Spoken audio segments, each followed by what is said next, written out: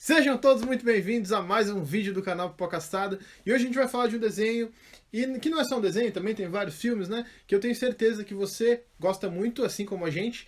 Hoje a gente vai falar de Scooby-Doo.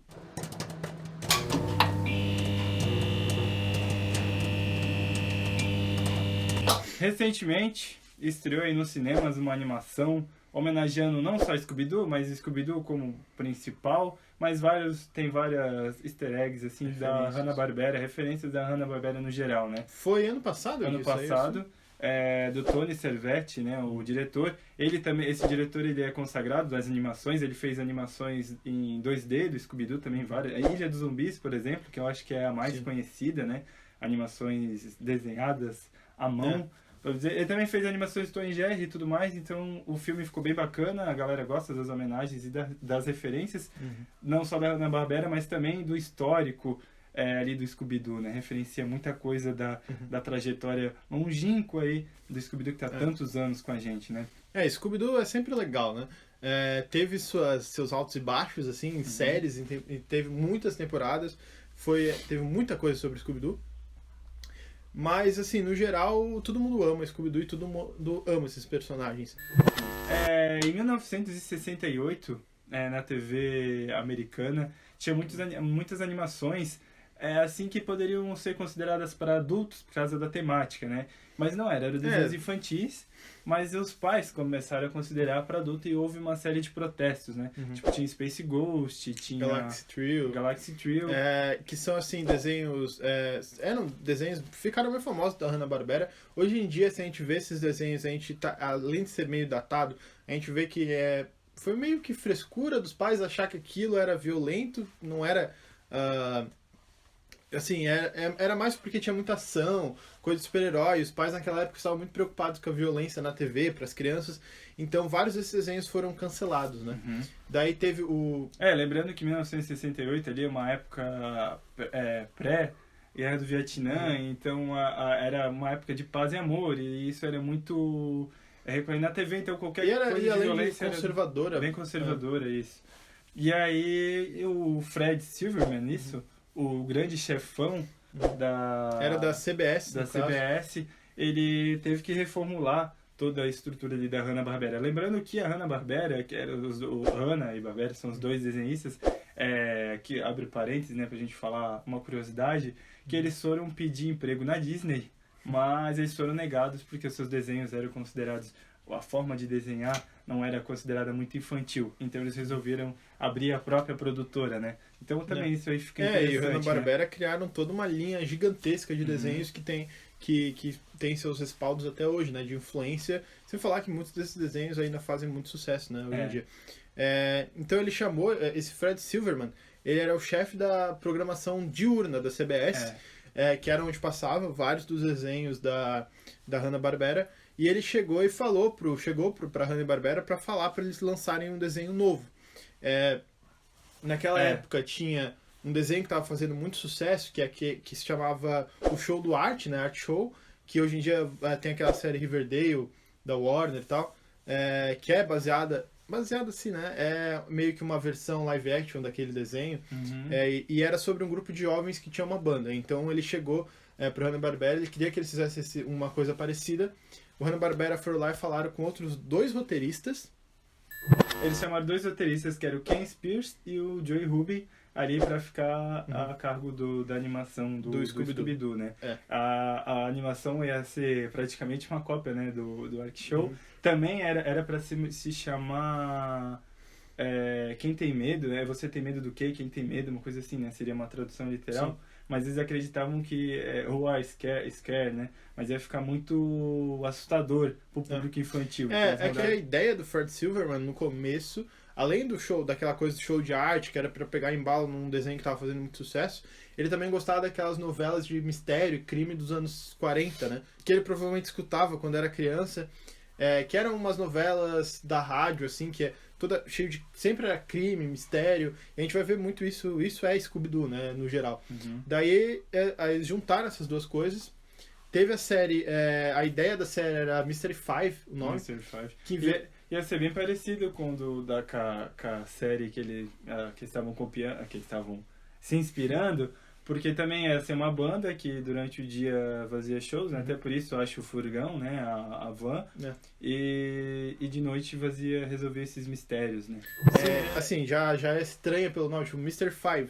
Então eram 5 pessoas, 5 jovens, ao invés de 4. Hoje em dia a gente conhece os 4 icônicos, né? Mas eram pra ser 5. Os 5 jovens, né? Ao invés de 4, que nem o Pedro falou. E os nomes eram pra ser Mike, Geoff, Kelly, Linda e WW, né? Eles teriam um cachorro que se chamaria Too Much. Too Much era porque o cachorro ia ser muito... Too Much é tipo demais, né? Então ele ia ser demais, assim. Ele ia ser um cachorro mega exagerado, espalhafatoso. Que foi, depois eles reciclaram essa ideia pra um personagem que talvez seja o personagem mais odiado do Scooby-Doo, que é o Scooby-Loo, né? Foi se tornar lá pra frente. Eles chamaram Io Sakamoto? Io Takamoto. Pra reformular os personagens, porque eles estavam muito parecidos com os personagens da série, né? Então eles tiveram que se reformular. Mas aí eles se basearam em outra série, uma série romântica de comédia, né? Da época sitcom, né? Seria no caso. E foi ideia dos dois roteiristas que a gente tinha falado no começo lá. O Takamoto, ele fez o design bem parecido com Art Show. O nome da série, dessa sitcom que eles se inspiraram, é a The Many Love Dobby Girls, né? E tu procura, assim, tá aparecendo algumas imagens aí dessa série, e tu vê o cara bem parecido, assim, com o Salsicha. É uma comédia bem pastelão, assim, é tipo um cara que e jovem também. Jovem, né? Que queria arrumar garotas da época, só que ele era todo atrapalhado, então. Essa comédia foi bastante incorporada ali também no espírito do Scooby-Doo. Até o jeito do personagem protagonista é meio parecido com o personagem de Salsicha. Ele usa a barbicha também. E aí eles mudaram os nomes, né? Os personagens do Scooby-Doo foram criando suas próprias personalidades, seus próprios jeitos, e aí criaram seus nomes até hoje, né? Completos. Que eu posso falar aqui os nomes completos? Que aí temos o Fred Jones, que seria o bonitão o ali, líder, né? Da equipe. A Daphne Blake, que dizem que tem um interesse romântico com o Fred, né? Eu acho que isso até é bem nítido, né? Nas animações. A Velma Dinkley, que é a cabeça do grupo, né? Que ela era pra ser a parte cética, né? Que é aquele negócio que ela não vai acreditar em nenhum monstro no começo. Assim. É muito interessante. E o Shaggy Rogers, conhecido no Brasil, muito mais legal, que é o Salsicha, né? Que e também, né? O Scooby-Doo, né? Scooby-Doo que leva o nome aí da série, o Scooby. E agora, e o Scooby-Doo, que também tem uma história interessante daí, que é o Scooby-Doo foi o Fred Silverman tava viajando de avião e ele tava escutando na viagem uma música do Frank Sinatra, que é Strangers in the Night, se eu não me engano. E tem essa parte, né, da Scooby que ele canta no final, Scooby-Doo, e ele pegou isso aí, ele gostou da sonoridade, Scooby-Doo. Então ficou Scooby-Doo o nome do nosso personagem tão querido, né, já mudou. Então, tipo, pra vocês verem que o quanto mudou, né, assim, o Scooby-Doo, o que era pra ser no começo, 5 jovens, outra raça de cachorro, outra personalidade, né, pra ser, tipo, Scooby-Doo, agora que é o Cão Medroso, que é o que fez a série, tudo o que faz a série ser o que é hoje, né, que é o que a gente ama. E tem também essas brincadeiras que eu acho que os roteiristas faziam um pouco mais desmente até hoje sobre o Salsicha e o seu uso de ervas ali ilegais, né? Ou até sobre a sexualidade da Velma. Mas tem aquele negócio o Scooby parece meio ser meio hippie, né? Daí, tipo, porque tem a hippie, a nerd da época, a patricinha, o playboy, assim, é um negócio meio... Ele tá sempre com fome, então e o estilo, a roupa que eles vestem é bem parecida, é a roupa ali dos anos 70, sabe?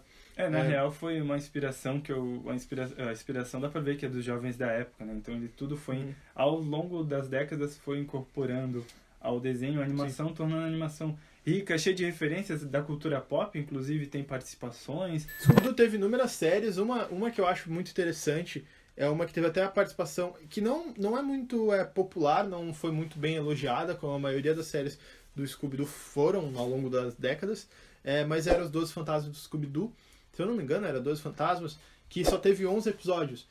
Esse tinha a participação do Vincent Price, que o Vincent Price sempre foi um ator assim grande, né? É um ator que fez muito sucesso, principalmente em filmes de terror, mistério. Ele fez várias adaptações para cinema dos contos do Edgar Allan Poe. Ele fez toda aquela passagem na música do Thriller lá, aquela passagem meio assustadora, aquela risada assustadora lá é do Vincent Price. Então eles tiveram essa participação, que era pra ser grande, assim, né, pro Scooby-Doo. E era bem diferente do que a gente conhece, assim, da formação original. Por exemplo, tinha o Salsicha, de roupa vermelha, a Daphne também, que tava usando uma roupa diferente, tinha o Scooby-Doo e o Scooby-Doo, e mais outro personagem, que era um personagem que só teve nessa série, que era o Flim Flam, que era um garotinho que usava uma roupa, moletom amarelo, tirava tudo do bolso, assim, ele era meio... dava umas passadas de perna nos outros e tal. Que era um personagem que até que era bem legal, e teve 12... Cada episódio eles enfrentavam um fantasma. E era a única série do Scooby-Doo onde os fantasmas eram reais. Isso é curioso também, porque nunca foi. Sempre foi alguém fantasiado, sempre teve alguma explicação. Aquele negócio até um negócio meio dos referências de Sherlock Holmes, que parecia ser algo sobrenatural no começo, e o Sherlock Holmes sempre via com uma explicação lógica para aquilo. Mas não teve o último fantasma. Não teve o último fantasma, que foi o último episódio. Então, eles, em vez de... Era 12 fantasmas do Scooby-Doo, mas na série só apareceu 11. O fantasma número 12 foi vir há pouco tempo atrás, se eu não me engano, foi até esse ano que saiu o filme, que é um filme novo, filme em desenho, né, no caso, uma animação, que tem a volta do Flim Flam, um pouco mais velho, explica por que tava ali por que o Fred e a Velma não estavam junto com eles, e eles enfrentam o último fantasma, e aí se encerra aquela série, mas é bem interessante pensar nisso. Né? A principal referência do Scooby-Doo são os filmes e a temática de terror, né? A gente vê homenagem aos monstros clássicos, como Frankenstein, Drácula, Homem Invisível, o monstro da Lagoa Negra e tudo mais. Então foi sempre bem pautado no gênero terror de monstros e sobrenatural, muito legal. Surgiu um live action roteirizado pelo James Gunn, que ele fez toda a história, que é o James Gunn, é o diretor do Guardiões das Galáxias 1 e 2. Ele vai estar também no 3, ele está agora na DC com o Esquadrão Suicida.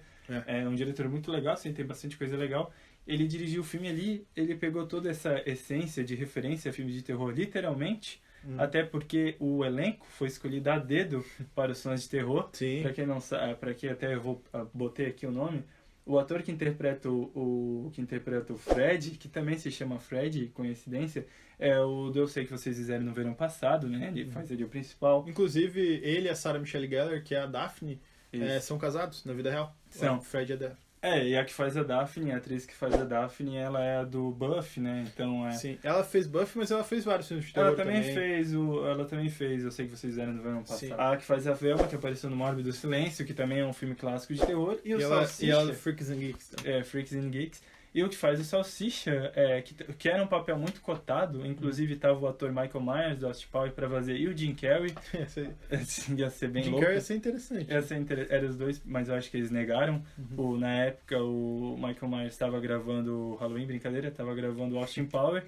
E aí, então, o ator, que eu esqueci, Matthew Lillard, que é o spoiler da alerta, que é o vilão do Pânico, né? Então é muito legal. Não, mas spoilers do Pânico também.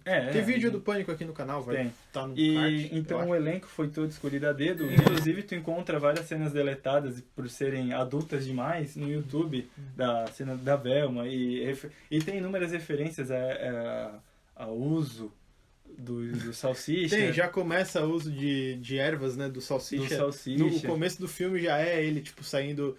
o Salsicha e o Scooby rindo e saindo fumaça do furgão, aquele furgão hippie, sabe? Então ele já fazia brincadeira com isso. A menina que ele gosta se chama Mary Jane, então é cheio de referências ali. Mas o que importa é que o Scooby-Doo continua vivo, o universo muito bem explorado em várias mídias. A gente... Tá saindo até hoje desenho. Tem um desenho, então...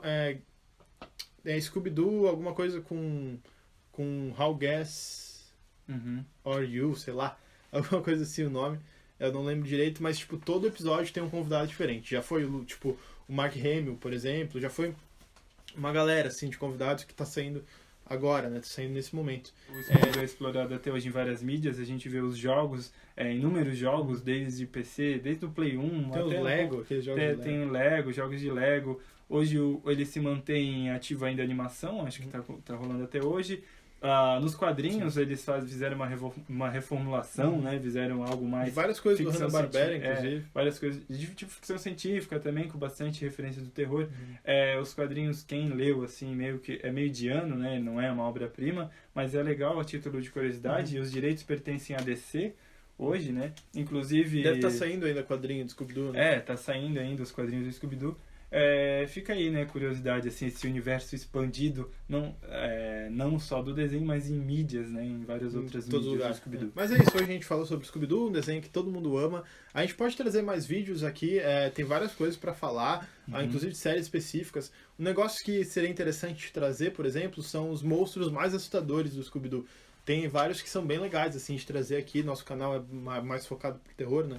Seria interessante trazer. E de outras animações também, eu acho legal se a galera gosta. Sim, a gente adora animações. Coragem, o Cão Covarde, a gente tem Billy Mandy, tem o que mais que tem? Over the Garden Wall, Gravity Falls. Gravity Falls, A gente quer trazer mais animações também, né? Eu falei Coragem, o Cão Covarde? Falou. Falei.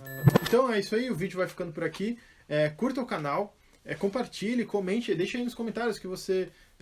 que outros vídeos você gostaria que a gente trouxesse aqui, que outras animações você gostaria que a gente trouxesse aqui. É muito importante seu comentário pra gente. Nos siga em todas as redes sociais, a gente está em todas as redes sociais, praticamente todas, com @pipocassada, então é muito fácil de nos encontrar. E é isso aí, tchau. Até a próxima.